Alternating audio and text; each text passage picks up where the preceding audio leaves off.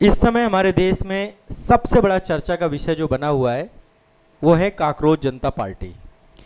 मैंने इस संदर्भ में पिछले सेशन में कल आपको काफ़ी कुछ बताया था।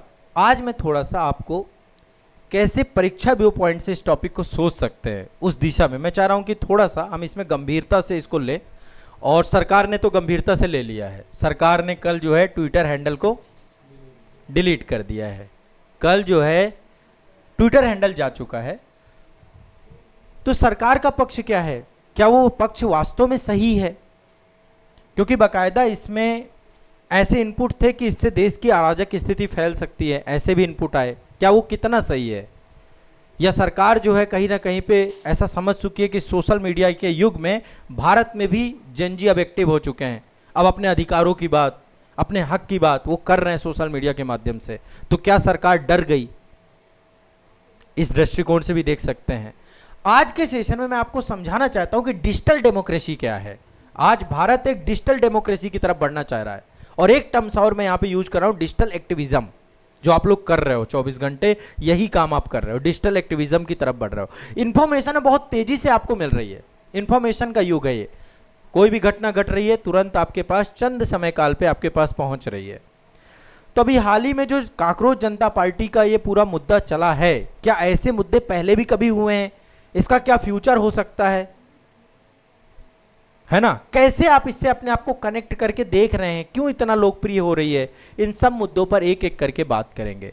सबसे पहली बात, आप सभी जानते हैं यह केवल एक सोशल मीडिया अभियान नहीं है। इसको केवल इतने तंग नजरिए से अब हम नहीं देख सकते कि अच्छा ये तो एक इंस्टाग्राम पेज है या एक ये ट्विटर हैंडल है। इस दृष्टिकोण से ना देख करके इसको आप देखिए डिजिटल डेमोक्रेसी के कॉन्सेप्ट से। जो डिजिटल युग चल रहा है और डिजिटल एक्टिविज्म के दृष्टिकोण से, इन दोनों के प्रभाव लगातार बढ़ रहा है। आज इंटरनेट के युग में, आज हम इंटरनेट, हम 5G 6G की बात कर रहे हैं ना, तो ये एक पारंपरिक संगठन नहीं है। कोई पारंपरिक संगठन ना होने के बाद चंद दिनों में 20 मिलियन फॉलोअर्स आ जाना, भारत की नहीं विश्व की सबसे बड़ी लोकतांत्रिक पार्टी बन जाना, ये अपने आप में अब हमें इस बात पे बात करनी पड़ेगी, सोसाइटी को बात करनी पड़ेगी कि एक्चुअल में ऐसे कैसे हो गया कि कोई व्यक्ति आया और कुछ समय में उसने पूरे लोगों को जोड़ लिया। ये इतनी सामान्य घटना नहीं है। और सामान्य इसका मतलब देश के अंदर कुछ तो ऐसा आक्रोश है, कुछ तो पक रहा है, कोई तो मंच का तलाश हम कर रहे हैं।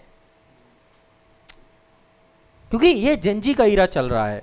जेनजी को कोई समझने को तैयार नहीं है। लोग कह रहे हैं ये डिसिप्लिन फॉलो नहीं कर रहे, ये नहीं कर रहे। लोग इनकी पावर को ही नहीं समझ पा रहे हैं।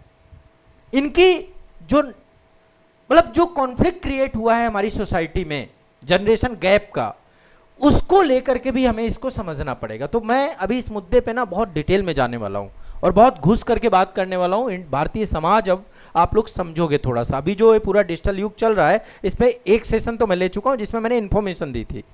और ये केवल एक व्यंग्यात्मक पार्टी के तौर पे हमें नहीं समझना है, हमें अभी अपने सोसाइटी में बदल रहे प्रतिमानों के तौर पे समझना है, ताकि आपका एक थॉट प्रोसेस डेवलप हो सके चीज़ों को लेकर।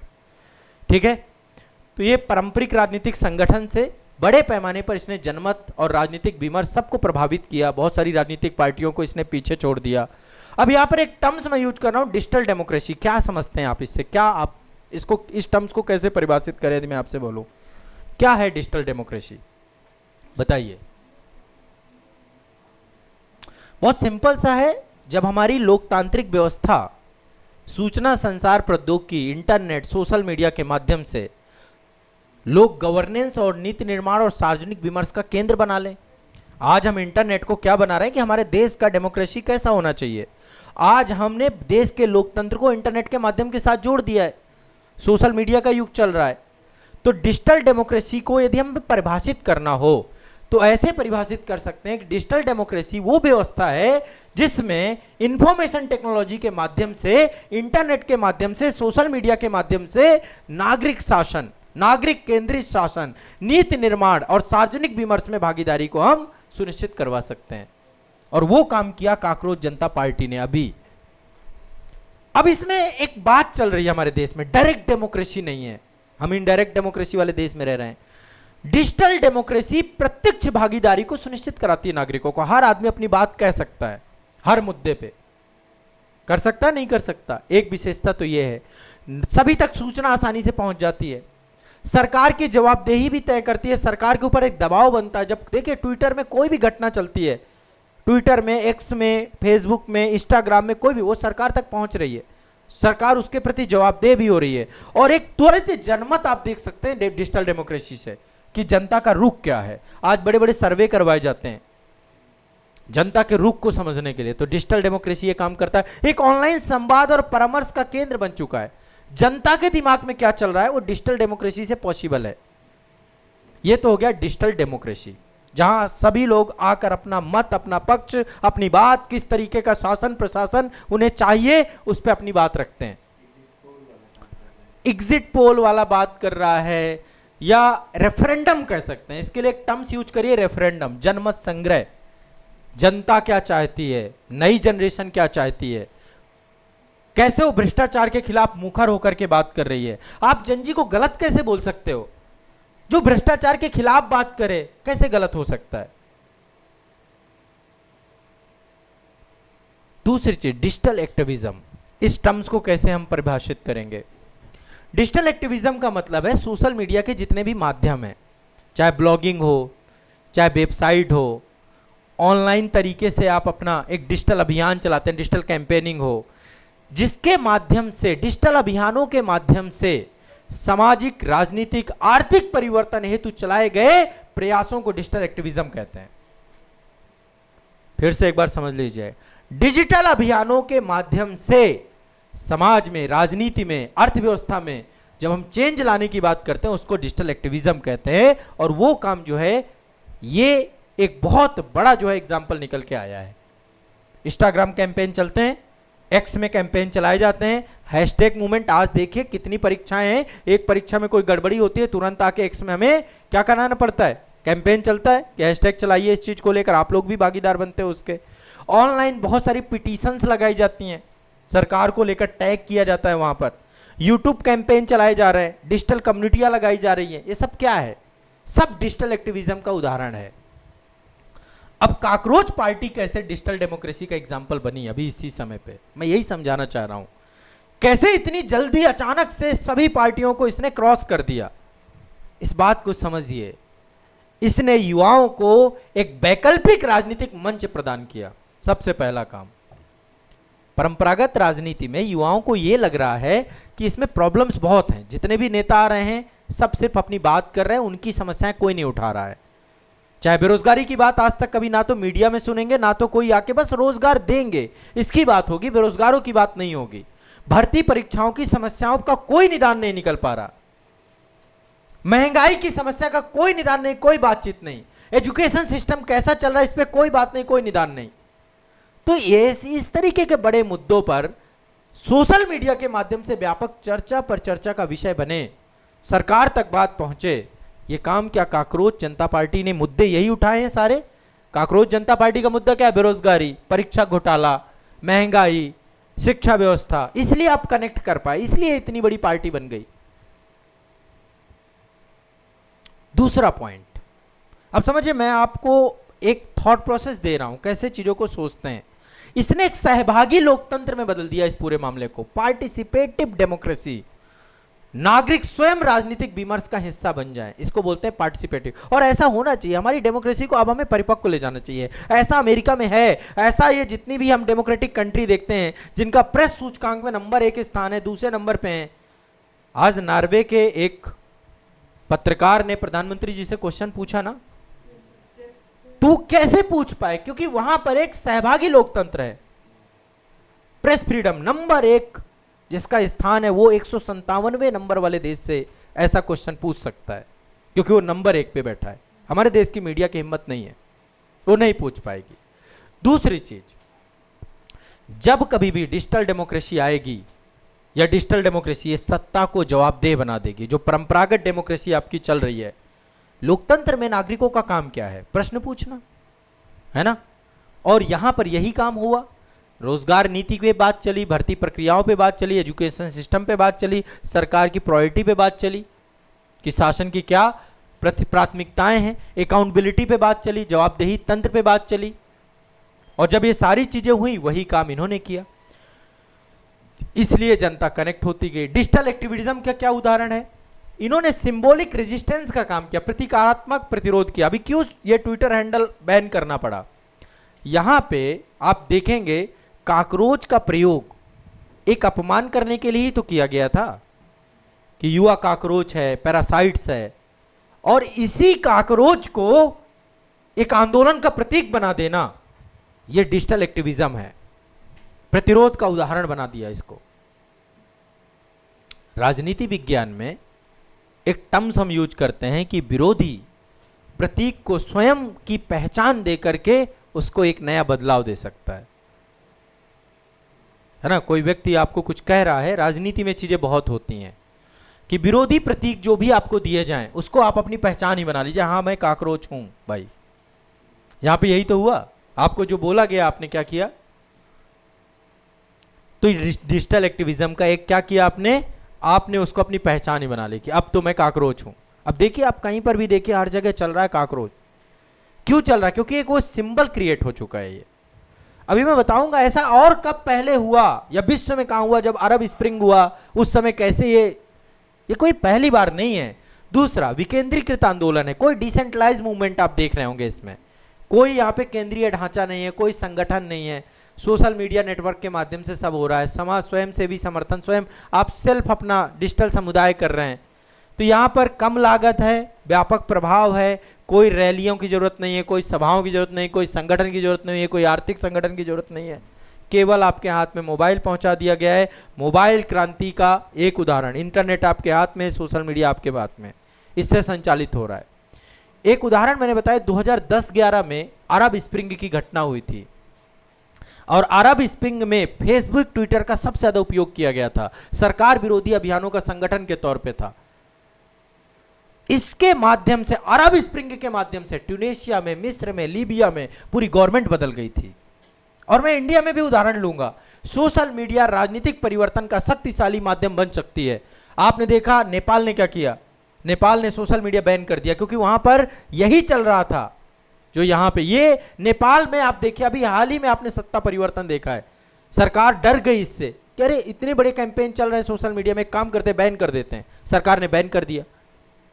आपको पता है, एक हैशटैग मीटू चलाया गया था इंटरनेशनल लेवल पे। यौन उत्पीड़न के विरुद्ध एक वैश्विक अभियान चलाया गया था जिसमें लाखों महिलाएं ने अपना अनुभव साझा किया, जो कामकाजी महिलाएं थी।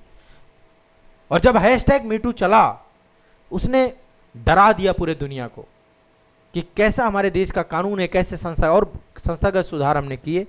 तो जो वंचित समूह है, चाहे महिला हो, चाहे एससी हो, चाहे एसटी हो, डिजिटल एक पूरी तरीके से उनकी आवाज बन चुका है। निर्भया आंदोलन 2012 का याद है आपको? दिल्ली में गैंग रेप जो हुआ था आपका, उसके खिलाफ जो प्रोटेस्ट चलाया गया, सोशल मीडिया से व्यापक एक जन संगठन बना। महिला सुरक्षा राष्ट्रीय मुद्दा बन गया। कई सारे कानून संशोधन करने पड़े आपको।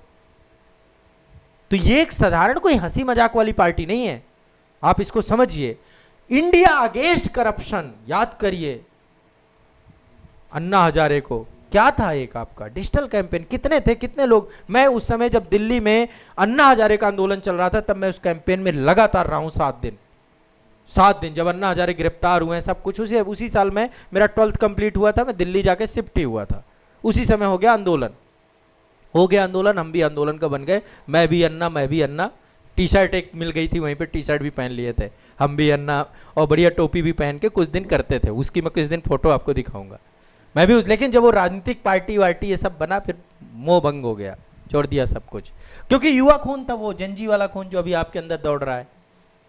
तो सोशल मीडिया आधारित जनसंपर्क, आप देखिए उस समय यही हुआ था। भ्रष्टाचार के विरोधी एक जनमत संघ, उस समय रामदेव बाबा भी उतर आए थे दिल्ली में, एक आंदोलन जिसमें कपड़े पहन के भागे थे, उसमें मैं भी था उस टाइम पे। हमें लगता था कि यार हमारे देश में भ्रष्टाचार खत्म होना चाहिए।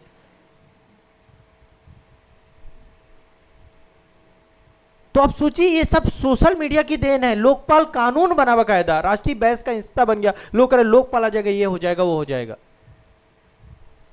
बन गया लोकपाल, क्या ही बदला? वही पेपर लीक, वही सारे भ्रष्टाचार, वही चीजें चल तो रही हैं। 2020-21 याद करिए, जब ट्विटर में, फेसबुक में, यूट्यूब में किसान आंदोलन चला, लगभग 9 महीने रहा। मैं किसान आंदोलन पर भी गया हूं। धरातल पे गया हूं, जहां पर वो गाजीपुर बॉर्डर पे किसान बैठते थे, हम लगा तो वहीं पे ऑफिस था आपका संस्था का, और एक दो दिन नहीं बैठे, पूरा साल बैठे हो।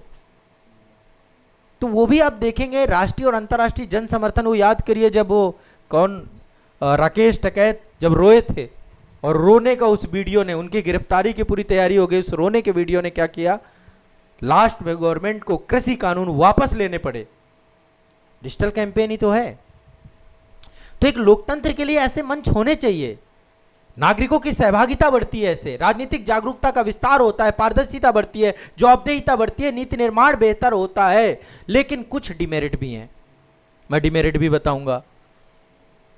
ऐसे मंचों के आने से राजनीति का सशक्तिकरण होता है, राजनीति एक बार अपना मूल्यांकन करना चालू करती है, प्रतिनिधित्व की भावना आती है, सामाजिक चेतना की चीजें होती है, नेतृत्व क्षमता का विकास होता है, नया नेतृत्व निकल के आता है।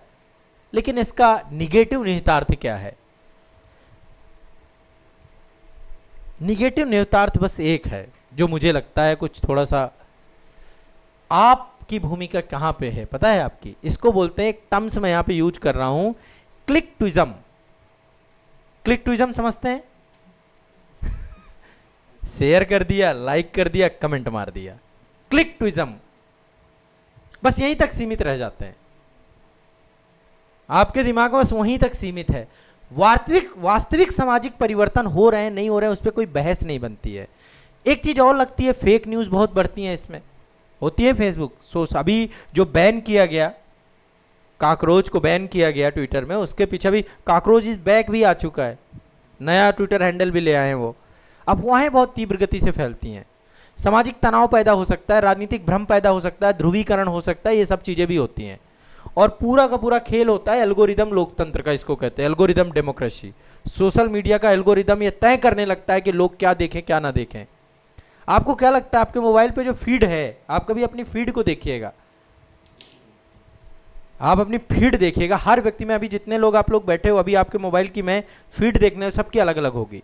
आप जो देखना चाहते हो वही आपको दिखाया जा रहा है, जो आप नहीं देखना चाहते वो आप तक नहीं पहुंच रहा है। कई बार पहुंचाया भी जाता है एडवर्टीजमेंट के माध्यम से, वो भी होता है। तो एल्गोरिदम डेवलप है पूरा का पूरा, ठीक है, और सब कुछ एआई बेस्ड हो चुका है आज का, और इससे एक इंफॉर्मेशन बबल बनने लगता है, इको चैम्बर क्रिएट होने लग जाता है, कंफर्मेशन बायस्ड हो जाते हैं, आप पूर्वाग्रह से प्रेरित हो जाते हैं, ये समस्याएं भी आती हैं।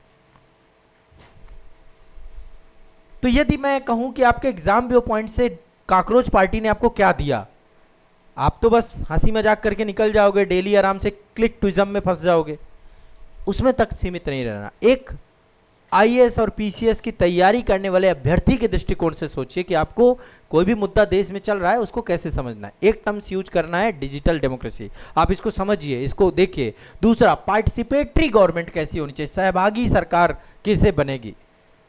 आपके उसमें एक टॉपिक है गवर्नेंस, उस गवर्नेंस के सारे मुद्दे हैं, ठीक है। Civic engagement, digital citizenship, network society, public sphere, accountability, transparency, social mobilisation, ये सब मुद्दे हैं आपके इथिक्स वगैरह में। डिजिटल एक्टिविज्म, लिखो मुद्दे, मैं आपको मुद्दे लिखवा रहा हूं, आपको समझ में आए कि इससे कैसे मुद्दे आपको आपके एग्जाम में निकलेंगे। पहला है डिजिटल डेमोक्रेसी, दूसरा है पार्टिसिपेटरी गवर्नमेंट, सहभागी सरकार, सहभागी शासन। लिखिए, आप इन मुद्दों पे सोचिए, तो इन मुद्दों पे सोचिए आप। Civic engagement, digital citizenship, civic engagement, digital citizenship, network society, ये क्या होती है नेटवर्क सोसाइटी, पब्लिक स्फेयर क्या होता है, अकाउंटेबिलिटी क्या होती है, ट्रांसपेरेंसी क्या होती है, सोशल मोबिलाइजेशन क्या होता है, डिजिटल एक्टिविज्म क्या होता है। सोचिए इन मुद्दों पे बैठ के, कभी इन सब मुद्दों पे जब आप सोचेंगे तब आपको कॉकरोच जनता पार्टी वास्तव में समझ में आएगी। नहीं तो आप समझ बस यही रहोगे कि आज डेली आ रहे, आज तो ट्विटर बैन, नया ट्विटर आ गया, फिर से इसको फॉलो मार देता हूं, कोई मतलब थोड़ा ना है उसमें, ठीक है। तो ये मैंने आपको एक बात बताई। मेंस आंसर राइटिंग यदि कभी आपको लिखने आ जाए तो क्या लिख सकते हो कि कॉकरोच जनता पार्टी के उदय ने भारतीय लोकतंत्र में डिजिटल डेमोक्रेसी, डिजिटल एक्टिविज्म की बढ़ती शक्ति का प्रतीक है। मान लो यह दर्शाता है कि आधुनिक लोकतंत्र में नागरिक केवल मतदाता नहीं है, बल्कि डिजिटल माध्यमों से निरंतर एक सक्रिय सहभागी बन गए हैं। ये टर्म्स यूज कर सकते हो। यद्यपि ऐसे आंदोलनों से राजनीतिक जागरूकता, जवाबदेही, जन सहभागिता बढ़ती है, लेकिन गलत सूचना, ध्रुवीकरण, सही विमर्श, ऐसी चुनौतियां भी उत्पन्न होती हैं। अतः लोकतंत्र के हित में डिजिटल सक्रियता, डिजिटल डेमोक्रेसी तथ्यपरक होनी चाहिए, उत्तरदायी होनी चाहिए, समावेशी होनी चाहिए, संवैधानिक मूल्यों के अनुरूप होनी चाहिए। देश के खिलाफ कोई भी ये, इसमें आपको क्या लगता है देश विरोधी ताकतें नहीं घुस सकती? हो सकती है ना, वो हमें समझ में नहीं आएगा, हम जनजी हैं, तो जनजी को समझना भी पड़ेगा भाई कि आपको राष्ट्र को सर्वोपरि रखना है, उस चीज को भी समझना पड़ेगा। एक मेंस का क्वेश्चन लिखिए आप, और ये क्वेश्चन को आप लोग लिखने का कोशिश करिएगा। एक क्वेश्चन लिखवा रहा हूं, इससे आपको एक आइडिया लगेगा। लिखिए, 21वीं सदी में सोशल मीडिया केवल संवाद का माध्यम नहीं, 21वीं सदी में सोशल मीडिया केवल संवाद का माध्यम नहीं, बल्कि लोकतांत्रिक शक्ति और जन संगठन का नया मंच बन चुका है। 21वीं सदी में सोशल मीडिया केवल संवाद का माध्यम नहीं, बल्कि लोकतांत्रिक शक्ति और जन संगठन का नया मंच बन चुका है, नया मंच बन चुका है। चर्चा कीजिए, कर पाएंगे चर्चा? चर्चा कीजिए। अब इस प्रोस्पेक्टिव से जब आप पढ़ना चालू करोगे, तब आप वास्तव में सिविल सेवा की तैयारी करने की अपनी प्रतिभा को विकसित कर पाओगे। कोई भी मुद्दा चल रहा, हंसी मजाक ठीक है, लेकिन थोड़ा गंभीरता के साथ एडमिनिस्ट्रेशन के दृष्टिकोण से आपको चीजों को समझना है। क्या इस तरीके का क्वेश्चन नहीं बना सकता आयोग? आपको लगेगा सर ये तो क्वेश्चन कैसे आ गया, क्या आ गया? अरे भाई, मुद्दा चर्चा में, सोशल मीडिया में दुनिया बैठी हुई है, आयोग तक अपने ट्विटर हैंडल बना के बैठे हुए हैं। ठीक है, तो इसको आंसर राइटिंग आप करना। अभी इस मुद्दे को मैं इतनी जल्दी रुकने वाला नहीं हूं, इस मुद्दे पे मैं आपकी समझ और विकसित करूंगा। इसके क्या पॉजिटिव परिणाम है, क्या निगेटिव परिणाम है, क्या निहितार्थ है इसके, एक कंप्लीट डिटेल एनालिसिस मेरा आप इस पे पाएंगे। ठीक है, ताकि आप डिजिटल विरोध को, डिजिटल प्रोटेस्ट को समझ पाएं। ठीक है, और लास्ट में मैं आपको एक कंक्लूजन में भी छोड़ूंगा, निष्कर्ष तक पहुंचेंगे इस पूरे मुद्दे को लेकर। तो अगला सेशन जो हम रखेंगे उसमें इसके क्या पॉजिटिव रिजल्टेंट हैं, क्या निगेटिव रिजल्टेंट है, क्या निहितार्थ है, आपके लिए कितना सही है, कितना। मैंने आपको कल एक बात बताई थी, जनजी में कोई दिक्कत नहीं है, जनजी को सिर्फ एक चीज चाहिए, डायरेक्शन, कोई उसे समझाने वाला चाहिए, और ये जिम्मेदारी हमारे ऊपर है। देश के शिक्षक समुदाय के ऊपर जिम्मेदारी है कि वो आए आगे बढ़ करके और चीजों को स्पष्ट करे, क्लियर करे, एलिगेशन ना लगाए। एलिगेशन ही तो था। सुप्रीम कोर्ट के जस्टिस साहब ने यदि कॉकरोच और पैरासाइट बोलने की जगह कुछ और कार्य किया होता देश के युवाओं को लेकर के, भ्रष्ट तंत्र यदि है, कहीं से गलत डिग्रियां मिल रही हैं, उन संस्थाओं पे कार्रवाई कराइए। जेनजी या नई जनरेशन गलत तरीके से डिग्रियां हासिल कर रही है, इसकी जिम्मेदारी उसकी नहीं है, इसकी जिम्मेदारी राज्य की है। ऐसी संस्थाएं कैसे सरवाइव कर रही हैं, उन संस्थाओं को बंद कराइए ना। क्यों चल रही हैं भाई, कहां से वो सत्ता पोषण हो रहा है, कहां से वित्त पोषण हो रहा है, कहां से फंडिंग हो रही है उनकी, उस लूपहोल को बंद करिए ना। जो लोग पेपर खरीद रहे हैं वो तो गलत है ही, लेकिन पेपर बिक क्यों रहा है, ये सबसे बड़ा प्रश्न है। कौन बेच रहा है, किसकी इतनी जुर्रत हो गई, किसकी इतनी हिम्मत है कि वो आके पेपर बेचे। अभी कल लेखपाल का पेपर हुआ है, उसमें भी मैं कई सारे कल वीडियो देख रहा था, कई जगहों पे बहुत सारे क्वेश्चन मार्क खड़े हुए हैं पेपर में। कब तक हम क्वेश्चन मार्क देखते रहेंगे? पेपर होगा, पेपर होने के बाद बस दिमाग में एक भसड़ चलती रहेगी, सही तरीके से हुआ भी है कि नहीं हुआ है। ये जो चिंता है इसे आपको खत्म करना पड़ेगा। सिर्फ आप देश की पब्लिक को कोसेंगे, ये लोग ऐसे हैं, वो लोग ऐसे हैं, ऐसे नहीं चलेगा। बड़ी संस्थाओं की जिम्मेदारी, जवाबदेही यही बनती है। ठीक है, मेरी बात समझ में आ रही कुछ? ठीक है, तो मैं आपके दिमाग में एक सही प्रोस्पेक्टिव डेवलप करने का प्रयास करूंगा। ठीक है, चलिए।